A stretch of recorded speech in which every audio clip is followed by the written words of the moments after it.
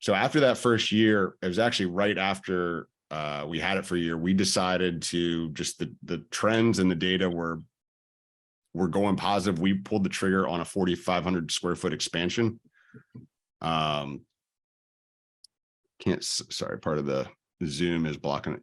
So we, so this is the grading work. This was where I underestimated.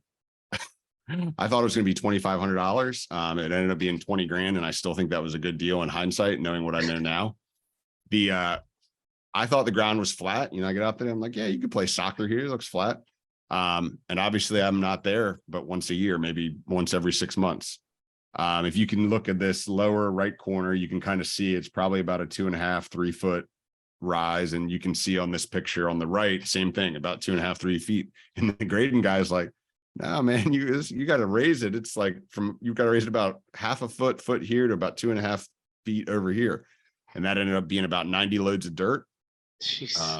Also in hindsight, I probably should have just built it back one layer because the ground actually flattened.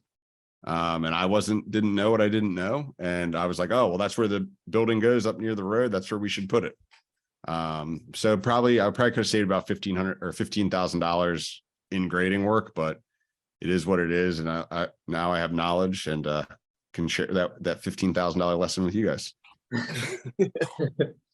So the building kit, we originally started getting quotes on this. It was $32,000. And the joy, like I said, some of the pains of COVID, it doubled in less than 6 months because of steel prices and construction prices. You can see there in the picture, that is the entire building kit. I actually thought they did not bring a second truck when they dropped it off. And I was like, where's the rest? That is it. That's a 4,500 square foot building on the ground. And the reason being is like all those steel panels just stack when they're milled, they stack so flat that they're only like 1 or 2 inches thick.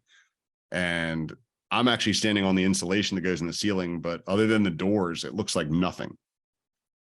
So I always find that fascinating when I go back through this picture, but they just dropped it off in the field and left. Concrete work, I was not on site for this. That's the one thing in hindsight I probably wish I would have flown down for, or had, maybe paid somebody to go. They roughed the edges up a little bit, and it had like a crack. After talking to some people, I think it was more of a settlement crack. But not being there in my mind, I'm like, did they do the shit right? Did they not pour it thick enough? What did they do? But the concrete was about, I think it was 25,000. I originally thought it was going to be 30, and somehow the bid ended up coming in for what, I guess the guy wasn't busy or whatever. We got it a little cheaper, but that's a 4,500 square foot slab, 30 by 150. So that was the one thing that came on budget.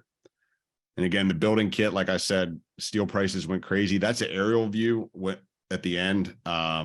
They put that building up in about, it took them 3 days. They put the whole thing together. It was insane. And looking back on this building, non-climate, this is a very easy town or county, I guess, rather.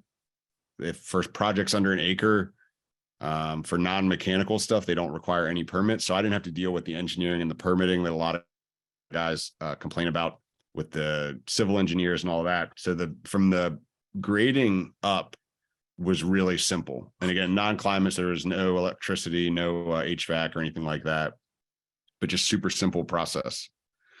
And this was this kind of a breakdown of, on the left, what I originally thought the prices were going to be, and on the right, what they ended up being. Again, the ground prep was the biggest thing that we ended up getting hit with that I just didn't expect. And the building obviously went up 30 grand during the course of 6 months. Those prices have come back down, but they're still higher than that 30,000. I think they're running about 14 square foot right now, give or take $2 based on what I'm hearing. But other than that, it was straightforward. There's a breakdown of some of the items. We had to get some stakes put out there for the county. Didn't require any permitting, but they wanted to see the setbacks were going to meet the requirements. We actually didn't put in any lights on the building yet.